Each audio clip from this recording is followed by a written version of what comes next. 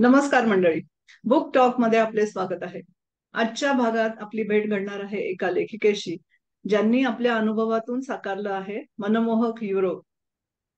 या पुस्तकाच्या माध्यमातून त्यांनी युरोपची संस्कृती, निसर्ग सौंदर्य, ऐतिहासिक वारसा आणि अनुभवांचं सहज सुंदर शब्दचित्र उभं केलं आहे. त्यांच्या लेखणीने आपल्याला केवळ प्रवासाची माहितीच नाही, तर त्या प्रवासातली अनुभूती, तेथील रंग, गंध आणि आठवणी देखील जिवंत करून दाखवल्या आहेत. चला तर जाणून घेऊया त्यांच्या या प्रवास वेल्हाळ अनुभवाबद्दल, पुस्तकाच्या निर्मितीमागील प्रेरणेबद्दल आणि काही खास किस्से त्यांच्या थेट लेखकाकडून. नमस्कार स्वातीताई. नमस्कार. बुक टॉक मध्ये तुमचं स्वागत. नुकतंच पुण्यामधील वाचन आणि साहित्य प्रेमींसाठी जे एक प्रेरणादायी ठिकाण आहे म्हणजे भावार्थ बुकशॉप किंवा पुस्तकाचं दालन, तिथे तुमच्या दोन पुस्तकांचं प्रकाशन झालं. एक तर हं. मनमोहक युरोप आणि दुसरं आमची शेती आमची सोबती. हो, तर त्याबद्दल तुमचं मनापासून अभिनंदन. धन्यवाद. दोन्ही पुस्तकांना वाचकांचा उत्तम प्रतिसाद मिळतो आहे, त्यामुळे पुढील हो, आवृत्तींसाठी अनेक शुभेच्छा. हो. Thank you. तर मला असं विचारायचं की तुमचा प्रवास बराच आधी झाला, मग आता पुस्तक लिहूया असं तुम्ही कधी ठरवलं? पुस्तक लिहायचं खरं म्हणजे मी खूप उशिरा ठरवलं. कारण मी हं. आधी त्याच्यावर बरेच लेख लिहिले होते. इतर ठिकाणी बरेच लेख येत असतात.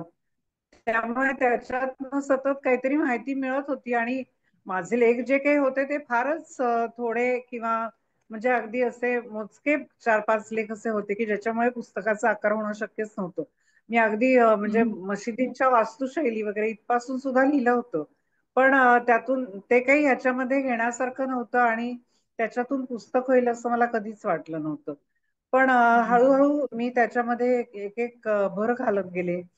जसं त्यावेळेला माझा शिवश्री नावाच्या दिवाळी अंकामध्ये त्याच वर्षी एक लेख आला होता.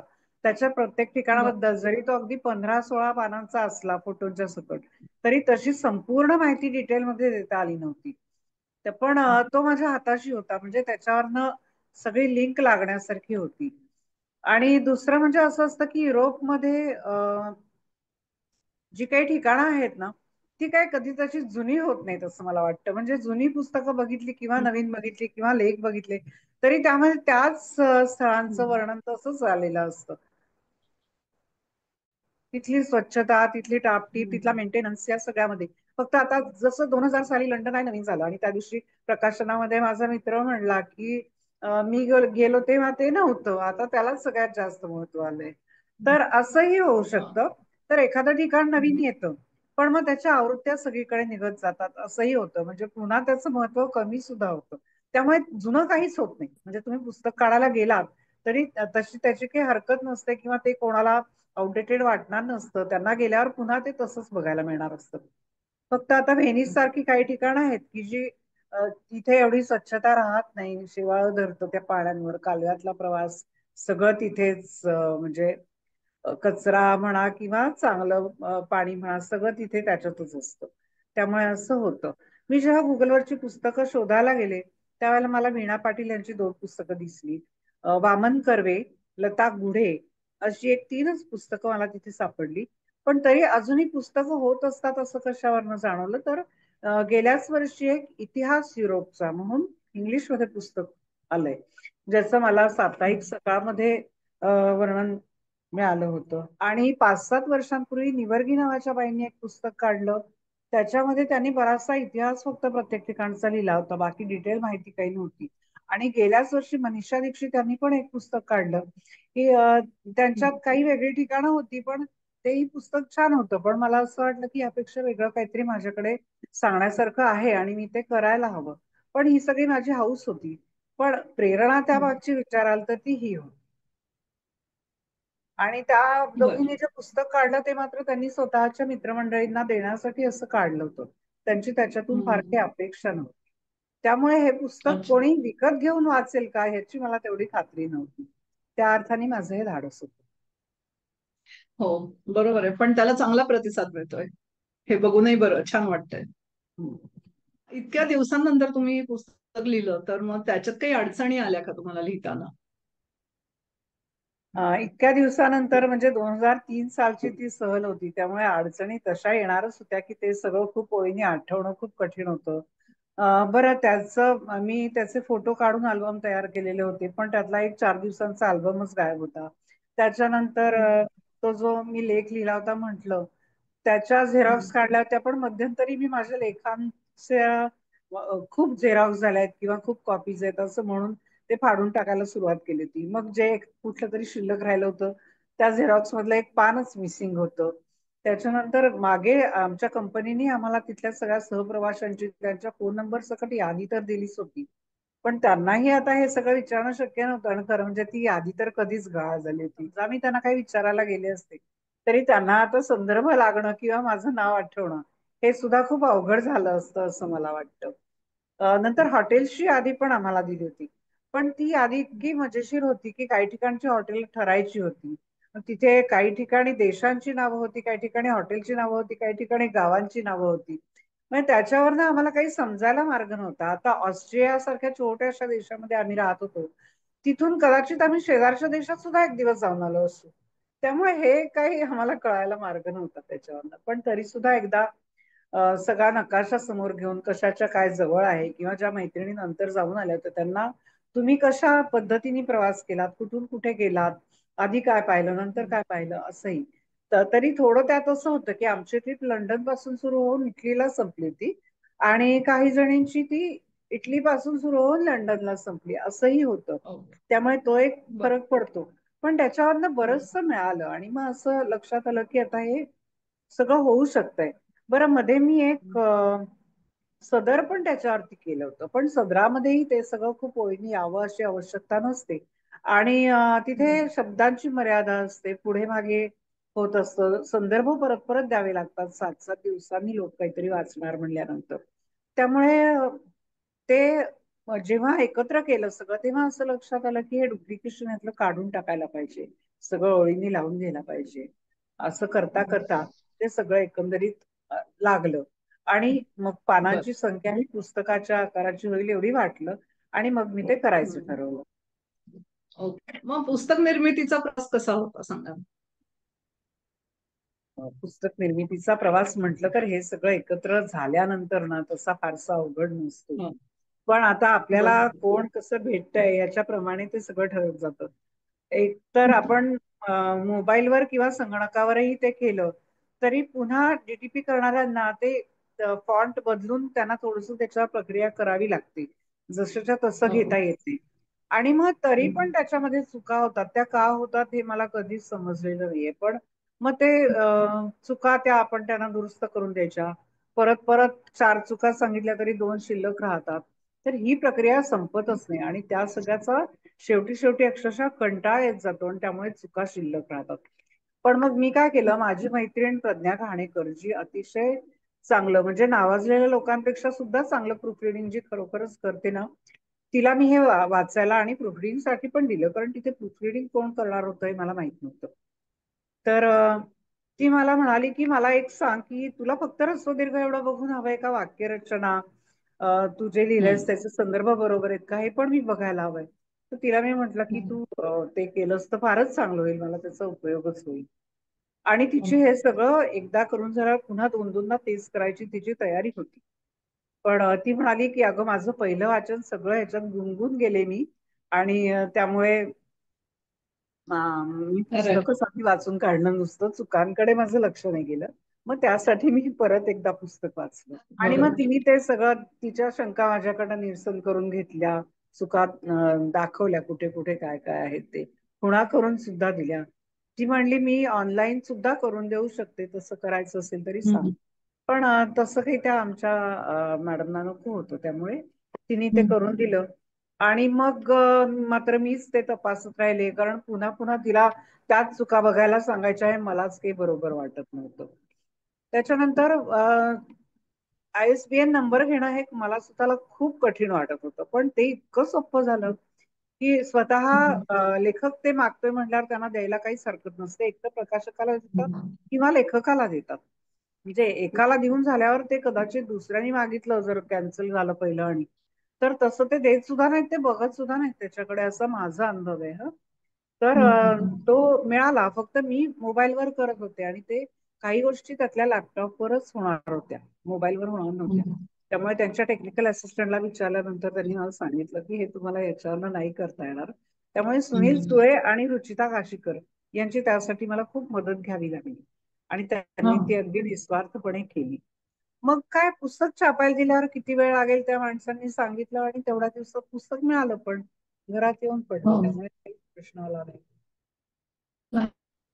वा. किती म्हणजे सगळ्या लोकांचं सहकार्य लागतं नाही का एका हो पुस्तक हो, खूप निर्मितीसाठी. लागतं, टीमच असते ती. हा, टीम असते खरंय. आता पुस्तकाबद्दल बोलायला सुरुवात करूया. जसं तुमच्या प्रूफ रिडरचं झालं तसंच माझंही झालं होतं की पुस्तक वाचनात मी गुंगून गेले होते. आणि पहिलंच प्रकरण इतकं छान आहे की विसाचं रामायण. तर ते तुम्हीच सांगा परत. अरे बापरे.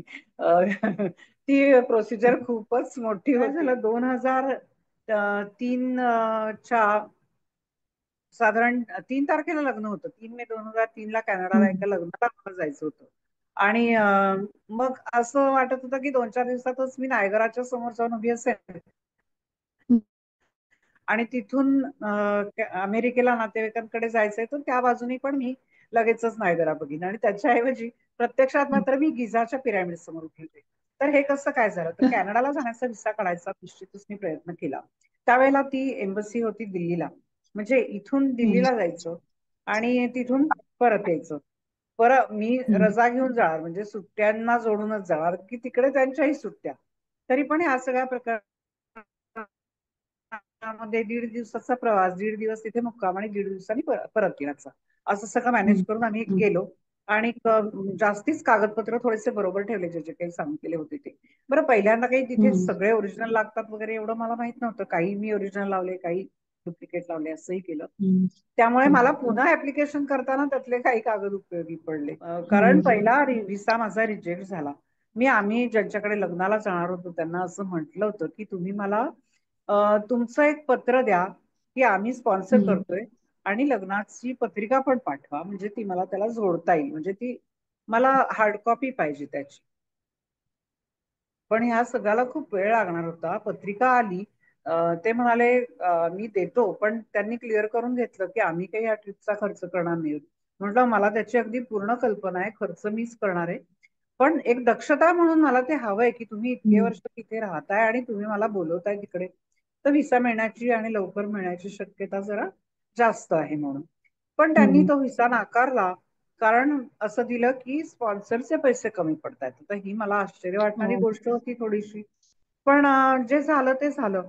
मग मी पुन्हा माझे पैसे, की जे माझ्याकडे खरं म्हणजे नव्हतेच, ते नवऱ्याचं खातं, माझं खातं, अमकं तमकं करून एका ब्रँच मध्ये जाऊन तिथून पुन्हा अ, हे काढून, म्हणजे माझ्याकडे क्लीन ओव्हरड्राफ्ट होता आम्हाला बँकेने दिलेला स्टाफसाठी हम्म. म्हणून, की ज्याला 2.5 लाख रुपये बॅलन्स होता, जो मी वापरलाच नव्हता, त्याचं स्टेटमेंट काढून हम्म. आणलं. म्हणजे तो एक बॅलन्स दाखवला. नवऱ्याचे पैसे, माझं घर, माझं घरावर असलेलं बँकेचं कर्ज, की ज्यासाठी मला परत यायलाच पाहिजे आहे, इथे नोकरी आहे माझी. हम्म. हे सगळं तिथल्या शाखेतनं घेतलं आणि ते सगळे पेपर्स तिथे जाऊन पुन्हा सबमिट केले आणि पुन्हा मला नकारच आला. कारण त्यावेळेला त्यांनी मला कारण सांगितलं नाही. आणि या ज्या एजन्सीज असतात ना, किंवा म्हणजे एम्बसीज, त्यांच्याकडे अशी काही बांधिलकीच नसते की त्यांनी तुम्हाला व्हिसा नाकारल्याचं कारण सांगावं असं. बरं, त्याच्यानंतर अमेरिकेला नातेवाईकांकडे जायचं होतं, म्हणून म्हटलं तोही एक चान्स घेऊन बघूया. मुंबईमध्ये आम्ही तो व्हिसा काढण्यासाठी गेलो. पूर्ण 1 दिवस त्याच्यात जाणार होता आणि सकाळी 9ला तिथे हजर राहायचं, म्हणजे आदल्या दिवशी जाऊन हजर पण राहायला पाहिजे. तर तिथे गेलो. त्यांनीही काही न विचारता आणि कदाचित माझे आधीचे नाकारला 2 व्हिसे बघून शिक्के, तो त्यांनी नाकारला. असं झालं असेल की तो सार्स आणि याचा सीझन होता, हम्म. युद्धाचा वगैरे. त्यामुळे त्यांनी 80% व्हिसा नाकारायला सुरुवात केली होती. त्यातही माझा नंबर लागला असेल, असंही झालं असेल. हे सगळं झाल्यावर हम्म. सुनील म्हणाला की अगं, इतके सगळे नकार तुझ्या पासपोर्टवर आहेत, तर काहीतरी एखादा तरी त्याच्यावरती शिक्का लागला पाहिजे, आणि खरं म्हणजे तू जाऊन परत येतेस हे सुद्धा दिसायला पाहिजे, म्हणजे तुला ट्रिप सुद्धा करायला पाहिजे. मग आम्ही जरा छोट्या ट्रिप बघायला लागलो, की कमी खर्चातल्या आणि जवळपासच्या, कमी दिवसांच्या असतील अशा करूया आपण असं. त्याला वेळ असायचा, त्यांनी धडाकाच लावला. मी काही याच्या मागे परत लागले नसते. ठिकठिकाणी जात होता आणि ट्रिप बघत होता कुठली करता येईल बुक म्हणून. आणि तो जिथे जिथे जायचा ना, त्या ठिकाणी ते एकतर मशीन तरी हँग होऊन जायचं त्या लोकांचं, किंवा ती ट्रिप कॅन्सल तरी झालेली असायची. आणि खरंच तेव्हा सगळ्या ट्रिपा कॅन्सल झाल्या, जवळपासच्या काय आणि लांबच्या, कॅनडा युरोपच्या तरी काय, हे कॅनडा आणि अमेरिकेच्या तरी काय. पण युरोपच्या ट्रिप मात्र निर्वेदपणे चालू होत्या. मग त्याच्यानंतर एक घटना अशी घडली की आमच्या घरापासून जवळच असलेल्या एका हॉलमध्ये आणि जवळच्याच मासिकाचा वर्धापन दिन असल्याच्या निमित्ताने त्यांनी गार्डियन ट्रॅव्हल्सच्या संस्थापक संदीप जोशी यांची मुलाखत ठेवली होती. आणि त्याचं आमंत्रण पण माझ्याकडे आलेलं होतं. त्यामुळे मी तिथे डोकवायचं ठरवलं. रविवारचा दिवस होता, म्हटलं थोडा वेळ तरी आपण तिथे जाऊन येऊया, एवढं बोलावलंय तर. आणि शिवाय माझा आवडीचा विषय होता. तिथे गेलो आणि त्यांच्या सांगण्यातल्या 2-3 गोष्टी माझ्या चांगल्याच लक्षात राहिल्या आणि त्या मनात रेंगाळत राहिल्या. की एक म्हणजे त्यांच्याकडे कुणाचाही व्हिसा कधी नाकारला गेला नव्हता. आणि दुसरं म्हणजे त्यांना अशा पर्यटनामध्ये जे काही कधी वाईट अनुभव येतात, त्रासदायक अनुभव येतात, तसे अनुभवही त्यांना फारसे कधी आले नव्हते. कारण त्यांना जेव्हा विचारलं ना, तेव्हा ते म्हणले माझ्याकडे खरंच असे सांगण्यासारखे काही अनुभव नाहीये. आणि त्यांचे पर्यटक त्यांच्यावर अतिशय खुश होते. तर 2-3 दिवस मी विचार करत होते की आपण ह्याच्यात काहीतरी करावं का, जावं का त्यांच्याकडे. त्यांचा फोन नंबर घेतला. मी अजून सुनीला काहीच बोलले नव्हते. पण तेही ऑफिस आमच्या घरापासून जवळ आहे असं लक्षात आलं. पण त्यांची वेळ 11 ते 5 आणि आमची ऑफिसची 10 ते 5, तर हे कसं काय जमायचं. तरी पण मग गुरुवारी संध्याकाळी आम्ही दोघं जण तिथे जाऊन उभे राहिलो, जे काय जवळ होतं ते घेऊन. आणि आमची स्पेशल केस होती, त्यामुळे साहेबांना भेटायचं होतं. तेही तिथे हजर होते. ते पण असे उशिरा एक चक्कर मारून जायचे वाटतं तिथे. त्यामुळे ते भेटले. त्यांना सगळे कागदपत्र दाखवले, सगळं सांगितलं. तेव्हा ते म्हणाले की ह्या कागदांवरनं मला तरी असं काही वाटत नाहीये की तुम्हाला व्हिसा नाकारावा. माझ्या मते तो होऊन जायला पाहिजे. तर आम्ही तो करू आणि समजा तुमचा व्हिसा आता आधीच्या शिक्क्यांमुळे जर नाकारला गेला, तर मात्र आमचे खर्चाचे म्हणून 2,000 रुपये त्यांना द्यावे लागतील. म्हटलं ठीक आहे, ते असणारच ना, त्याच्यात काही वावगं नाही. मग आणि शिवाय ते व्हिसा काढणार म्हटल्यावर ट्रिप बुक करायची म्हटल्यावर मला त्याचे 10,000 रुपयेही भरावेच लागणार होते. व्हिसा नाही झाला तर ते पैसे ते परत देतात, त्याचा प्रश्न नसतो. तर मग तिथे योगेश म्हणून जो हे व्हिसाचं काम बघत होता, त्यांनी मला सांगितलं की तुम्ही 1 दिवसात मला जर का ब्रिटनच्या साठीचं तुमच्या बँकेचं ना हरकत प्रमाणपत्र आणून दिलं, आणि नवऱ्याचं सुद्धा, कारण एकट्या बाईला व्हिसा मिळायला पुन्हा ती एक अडचण असते. तर ते एका दिवसात आणलं तर मग आत्ताच्या 2 ट्रिप आमच्या आहेत त्याच्यामध्ये कुठेतरी तुमची वर्णी लागू शकते. आणि तुम्ही एकटी बाई आहेत, तर ट्विन शेअरिंग तुम्हाला हवं म्हटल्यावर आम्हाला अशी कोणीतरी एक लेडी कुठल्या ट्रिपमध्ये आहे तेही बघावं लागेल. ते पण बरोबर होतं, कारण मी एकटीने जर खोली घेतली असती तर माझा खर्च पुन्हा तिथे वाढला असता, आणि तो जवळजवळ 4-5 हजार तरी वाढला असता. त्यामुळे घरी आले. त्या दिवशी तर लगेच काही केलं नाही. मग दुसऱ्या दिवशी परत सगळी चौकशी करून कागदपत्र घेऊन मला आठवण झाली ती आमच्या झोनल ऑफिसला. त्यावेळेला झोनल ऑफिस पुण्यात होतं. इतके योगायोग होते ना याच्यामध्ये. नाहीतर आमचं झोनल ऑफिस नंतर मुंबईला गेलं, म्हणजे पुण्यात रिजनल ऑफिस, त्यांच्याकडनं ते पत्र जाणार मुंबईला. तिथे फॉलोअप करायला माझ्याकडे काहीही हातात नाही. आणि तिथून ते पत्र कधी येईल याची वाट बघत मी इथे नुसतं बसून राहायचं. तर माझ्या घराच्या शेजारी असलेली संगीता होती, तिची मला आठवण झाली. ती झोनल ऑफिसला पर्सनल डिपार्टमेंटला काम करत होती आणि ती माझ्या मैत्रिणीची मैत्रीण होती. बरं, ती कोथरूडच्या भागात म्हणजे जवळपासच राहतही होती. मग तिचा पत्ता, फोन नंबर घेतला, तिला फोन केला, म्हटलं असं असं मी येऊ का तुझ्याकडे पत्र घेऊन. ती म्हणाली ये, काय करता येईल ते आपण बघू, मला गॅरंटी नाही पण मी चौकशी करते. मी तिच्या घरी गेले तर रात्री 9 वाजता तिच्या घरातले सगळेजण माझ्या स्वागताला अगदी हसतमुखाने उभे होते. मला खूप आश्चर्य वाटलं. त्यांना सगळं सांगितलं. मग हे पत्र अशा पद्धतीने द्यायचं कारण काय हे पण मी त्यात लिहिलं होतं की हे खूप अर्जंट आहे आणि त्यामुळे मी असं घरी नेऊन ते देते, ऑफिसमधनं मला पाठवता येत नाहीये, आणि उद्याच्या उद्या मला त्याचं उत्तर मिळावं अशी अपेक्षा आहे. तर ते दिलं तिला. ती म्हणली बघूया आपण, तू ये उद्याला. माझा जीव भांड्यात पडला आणि वाटलं चला आता मार्गी लागलं. पण ते इतकं सोपं नव्हतं, सहज होण्यासारखं नव्हतं. मग काय झालं, सकाळी शनिवारी गेले ऑफिसमध्ये आणि 11:45 वाजता संगीताचा फोन की मी तुला फॅक्स पाठवते, हे पत्र ऑफिसमधनच यायला पाहिजे, त्यामुळे त्याच्यावर तू तुमच्या मॅनेजरची सही घे की माझी याला काही हरकत नाही आणि ते मला परत फॅक्स कर. म्हणजे पुन्हा मी या कागदपत्रांना ते जोडून टाकते. पण त्यांनी सही दिली, म्हणाले फॅक्स करणारा आपल्याकडे कोणी नाहीये इथे, कोणाला फॅक्स करता येत नाही, तुम्ही बाहेर न करा. आता हा ऑफिशियल पत्राचा आहे फॅक्स, बाहेर नका आला असं कोणी विचारलं तर मी काय सांगायचं, म्हणून मी थोडा वेळ विचार करत बसले. माझं काम एकीकडे चालू होतं, वेळ कमी होता. पण मग मला आठवलं की आमच्या 2 शिफ्ट असायच्या, नाही तर 2 वाजता ऑफिस बंद होऊन जायचं. पण दुसऱ्या शिफ्टला कामाला असलेला जो आमच्या ह्या कामांमध्ये एक्सपर्ट शिपाई होता, की कायम डे एंड सुद्धा तोच करायचा आमच्याकडे, त्याच्या वाचून अक्षरशः सगळ्यांचे म्हणजे हात लंगडे पडायचे म्हटलं तरी चालेल.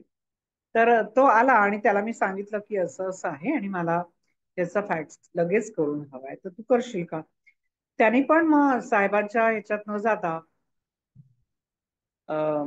केबिन मध्ये न जाता ऍडव्हान्सेस डिपार्टमेंट मध्ये जाऊन तो फॅक्स करून टाकला. तोपर्यंत जवळजवळ 1 वाजत आला होता. खाण्यापिण्याची काही शुद्ध नव्हती, त्यामुळे मी काम उरकून 2:45 वाजता संगीताच्या टेबलापाशी हजर झाले. मग तिला मला माझं ओरिजिनल पत्र पण देता आलं, त्यामुळे तिला फॅक्सच जोडायला पाहिजे अशी काही जरूर राहिली नाही. मग ते प्रिंट आउट काढून बरोबर आहे ना बघून तिने आतमध्ये ठेवलं. मॅनेजर जागेवर नव्हते, जनरल मॅनेजर. मग मी परत खाली गेले, गार्डियनला फोन केला की असं असं मला उशीर होतोय थोडासा, पण मी येते, नक्की येते तुमच्याकडे. तो योगेश म्हणाला की काही हरकत नाही, मी इथे 6 वाजेपर्यंत आहे, माझ्यासमोर अजून कामाचा बराच ढीग आहे. मग वरती आले तर काल तिच्या घरी मी काहीच नेलं नव्हतं, तशीच हात हलवत गेले होते. म्हटल्यावर मी बर्फीचा एक बॉक्स तिच्या हातात दिला आणि ती तिथून डायरेक्ट गावाला जाणार होती, म्हणजे 1 महिन्याची तिची रजा होती. तेही ती केवळ माझ्यासाठी त्या दिवशी तिथे हजर होती. असं झालं. सही करून पत्र मिळालं, कारण ते सगळ्यात वरतीच ठेवलेलं होतं, तेवढं एकच पत्र तिला मिळालं. तिने लगेच ते लिफाफ्यामध्ये घातलं आणि मला दिलं. माझी वरात तिथून आमच्या ब्रँचमध्ये, मॅनेजर नव्हते पण दुसऱ्या शिफ्टचे जे अकाउंटंट होते ते हजर होते. त्यांनी अगदी लगेच ते उघडून त्याच्यावर सही करून पुन्हा बंद करून अगदी हसतमुखाने मला शुभेच्छांसह ते हातात दिलं आणि मी बाहेर पडले, घरी गेले, फाईल उचलली आणि योगेशकडे गेले. म्हटलं एकदा गंगेत घोडून आले. तिथे जाऊन मी माझा ऍप्लिकेशन भरला आणि सह्या करून मी परत घरी आले. आता मला तिथे सोमवारी सकाळी सोराब हॉलला 9 वाजता जायचं होतं, म्हणजे पुन्हा माझ्या ऑफिसचा काही प्रॉब्लेम येणार नव्हता. तिथे माझी मुलाखत छान झाली. अगदी 2-5 मिनिटाचं काम होतं ते. आणि बुधवारी संध्याकाळी मला त्याचा रिझल्ट कळला की विसा मिळालेला आहे. पुढचे विसे मिळाल्याला काहीच प्रॉब्लेम नव्हता, म्हणजे हा एक विसा मिळाल्यावर बरं. बाकीचे आपोआप होत जातात. हा. त्याच्यामुळे बरोबर. त्यामुळे मग ते सगळं आपोआप होत गेलं. आणि शनिवारी लगेचच्या, म्हणजे गुरुवारी ही गोष्ट बुधवारी ही गोष्ट झाली आणि शनिवारी त्यांची एक मीटिंग होती. अ, 2 ज्या ट्रिप्स होत्या त्याच्यामधली 3 तारखेची मला मिळाली आणि सगळ्यांना खूप गोष्टींची माहिती आहे. त्यावेळेला अशा मीटिंग होत असत, आता तसं कोणी घेत नाही, कारण आता बरीचशी माहिती असते लोकांना आणि खूप लोक जाऊन आलेले आहेत. पण फक्त एक ते लिहिलेल्या सूचना देतात. पण त्या दिवशी त्यांनी तिथे गेट टुगेदर ठेवलं होतं, खूप सूचना दिल्या होत्या, कागद बरोबर दिले होते, ते बरोबर काय देणार आहेत काय नाही, किंवा तिथल्या टीव्हीला लॉक कसं असतं ते तुम्ही ओपन केलं तर आणि काही चॅनल्स बघायला गेलात तर त्याचा कसा खर्च वाढतो, तो तुम्हाला भरावा लागतो आणि तो डॉलर्स किंवा पाऊंड्स मध्ये असल्यामुळे तुम्हाला परवडत नाही वगैरे.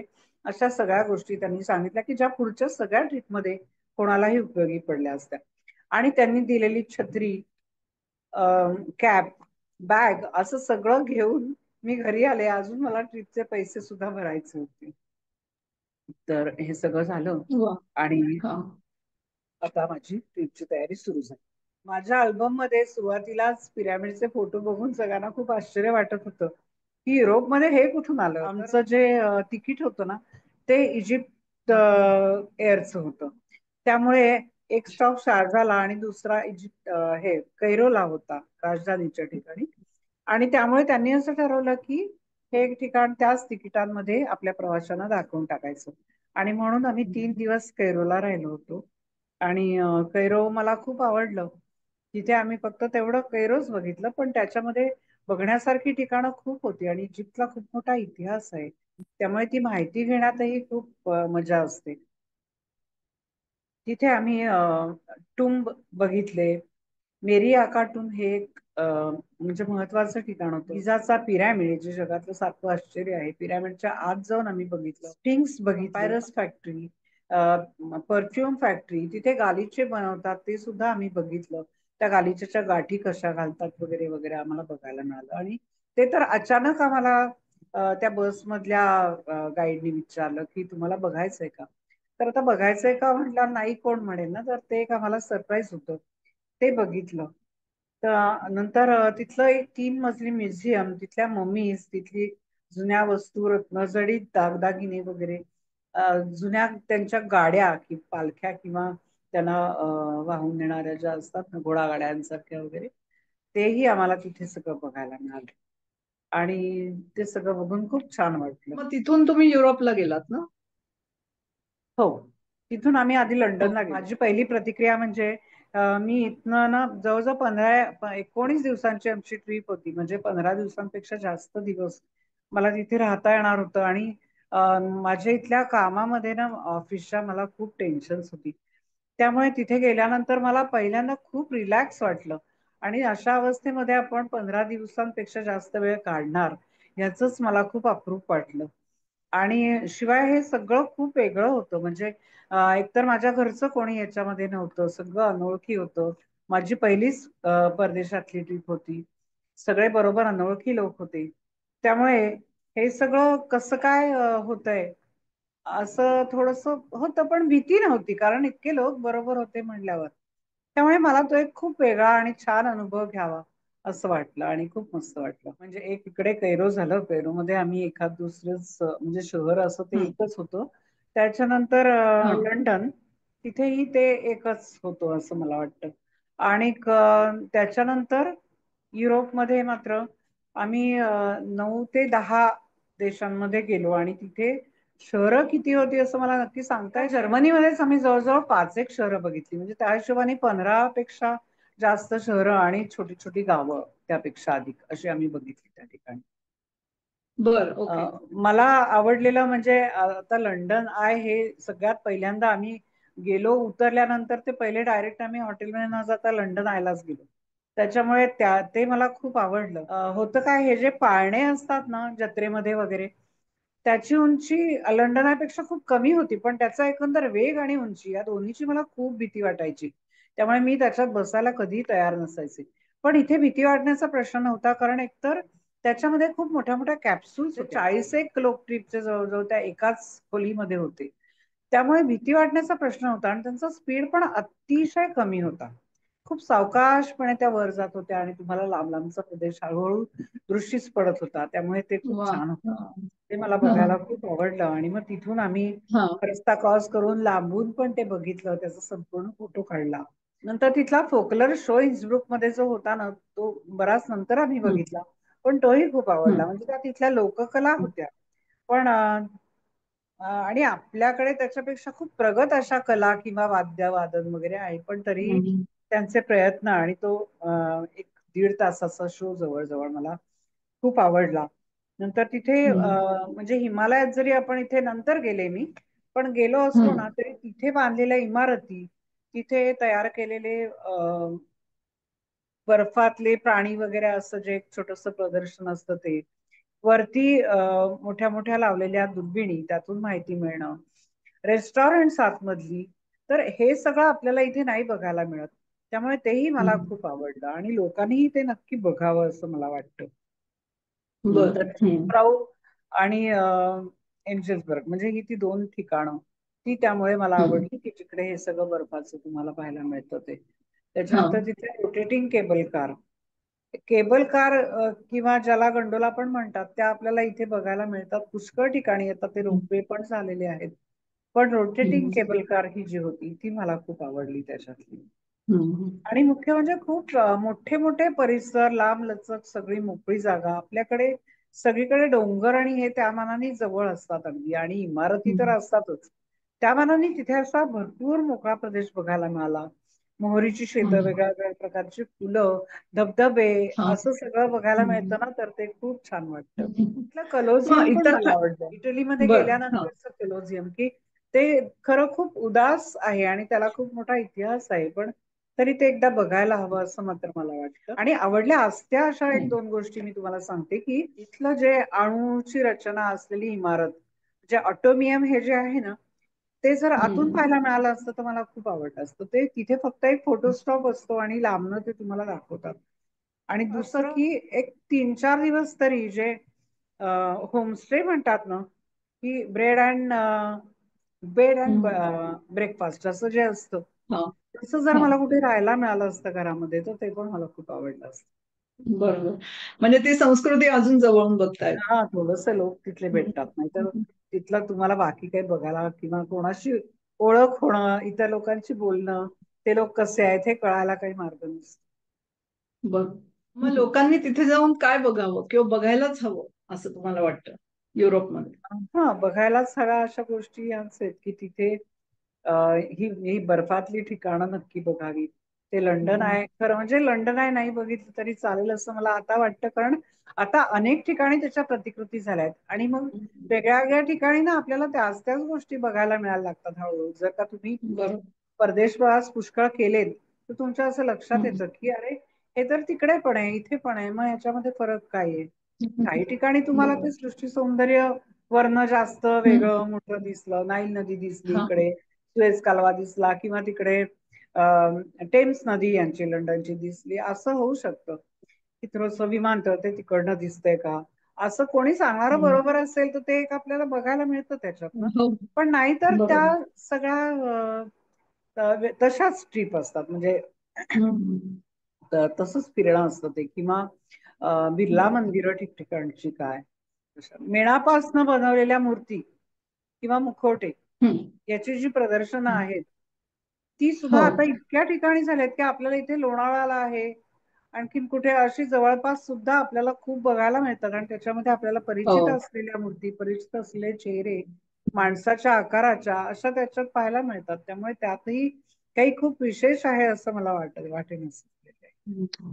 पण पिरॅमिड बघावं नक्की, कारण ते जगातलं 7वं आश्चर्य पण आहे आणि पिरॅमिड आज जाऊन उतरून बघायला तुम्हाला मिळालं तर ते नक्कीच बघा. एफेल टॉवर पण एक जगातलं आश्चर्य आहे, तर ते तुम्ही नक्की बघा. पण जर त्याची माहिती असेल ना तुम्हाला, जसं मी हम्म. ऐफेल या पुस्तकामधून मागे सांगितली होती, हो. त्याच्यातून पुष्कळ बरोबर. माहिती मिळते. नारळीकर, जयंत नारळीकर यांच्या पुस्तकातनं हा. पण आपल्याला त्यांनी जी माहिती. घरातलं वास्तव्य म्हणून दिलंय त्याच्यामध्ये ऑटोमियमची खूप वेगळी माहिती मला मिळाली. तर ह्या गोष्टी माहिती असल्या ना तुम्हाला, तर ते बघण्यामध्ये जास्ती मजा येते. त्याच्याशिवाय बघण्यासारखं इतरही खूप असतं की जे सगळ्या सहलींमध्ये नाही दाखवत, की कलाकारांची घरं आहेत. लंडनमध्ये शेक्सपियरचं घर आहे, सावरकरांचं घर तिथे त्यांनी छान मेंटेन केलेलं आहे. त्याच्यानंतर अरे अनेक वा. हा. बागा, म्युझियम्स आहेत त्या ठिकाणी. नंतर ब्लू ग्रेटो ही जी निळा प्रकाश आतमध्ये पडणारी गुहा आहे, की जे खात्रीशीरपणे दिसत नाही म्हणून अनेक सहली ते घेत नाहीत. पण हे जर बघायला मिळालं हम्म. ना, तर म्हणजे त्याच्यासारखं सुख नाही किंवा त्याच्यासारखी मजा नाही, हम्म. अनुभव नाही. बरोबर. हम्म. आणि अनवट युरोप, ज्वेल्स ऑफ युरोप असे एक वेगळे वेगळे प्रकार सहलीचे बघायला मिळतात. आमचा होता तो पॉप्युलर युरोप असणार होता, कारण ही ठिकाणं बऱ्याच हा. लोकांनी पाहिलेली असतात. पण बरोबर. अशी माहिती घेऊन निवडून तुम्हाला जर का सहल आखून घेता आली ना, तर तुम्ही अशा गोष्टी आपल्या निवडीनुसार बघू शकता त्याच्यामध्ये. बरोबर. आता कोणत्या पुस्तकाचं काम चालू आहे? आता माझ्या नवऱ्याने मला ह्याच 2 पुस्तकांच्या आधी सांगितलं होतं की तू ह्या भानगडीत आता अजिबात पडू नकोस म्हणून. आणि तरी मी ती करतेय, त्याच्यामुळे म्हणजे माझा जरा हा हट्ट मला कमी करायला पाहिजे. पण अजून 2 पुस्तकं नक्की माझ्या डोक्यात आहेत, त्याचं काम पण कधीच खरं बर. म्हणजे सुरू झालेलं आहे. पण हम्म. ती होतील की नाही याच्याबद्दल मला स्वतःलाच एक तर कॉन्फिडन्स पूर्ण नाहीये. कारण बरं. 2 कारणं त्यातली मला सांगता येतील इथे, की सुधीर मुघ्यांचं हम्म. व्यक्ती आणि त्यांचं साहित्य याचा समग्र चिकित्सक अभ्यास असा हो. मला करायचा आहे. त्याची माहिती मी 4-5 वर्षांपूर्वीपासूनच गोळा करते आहे. पण हेही पुस्तक नक्की कोणासाठी करायचं आणि कोण ते विकत घेईल, कोण छापेल, इथपासून प्रश्न आहेच. आणि दुसरे जे आहेत ना, ते कृक क्षीरसागर म्हणून आहेत. ते शास्त्रज्ञ आहेत. त्यांचं चरित्र वगैरे मी लिहिणार नाही, खरं म्हणजे चरित्र लिहायला हवं त्यांच्यावरती. पण एकतर ते आता 90-95च्या पुढे आहेत. म्हणजे मी त्यांच्याशी बोलले त्यावेळेला सुद्धा ते 90 वर्षांचे होते आणि ते अगदी फिट होते. आणि त्यामुळे त्यांच्या बरोबरचे लोक त्यांच्याबद्दलची माहिती सांगणारे, अनुभव सांगणारे, हे आता कोणी सापडणं अगदी अशक्यच आहे. म्हणजे त्यांना सुद्धा त्यावेळेला नावं अशी काही सांगता आली नाहीत मला पटापट. आणि त्यांचे विद्यार्थी ते पण नाहीत की जे असे काहीच माहिती सांगू शकतील. पण त्यांच्या जवळचं बरंच म्हणजे त्यांची माहिती बरीच मी घेऊन ठेवलेली आहे आणि त्याच्यावर लिहिणं खूप आवश्यक आहे असं पण मला वाटतं.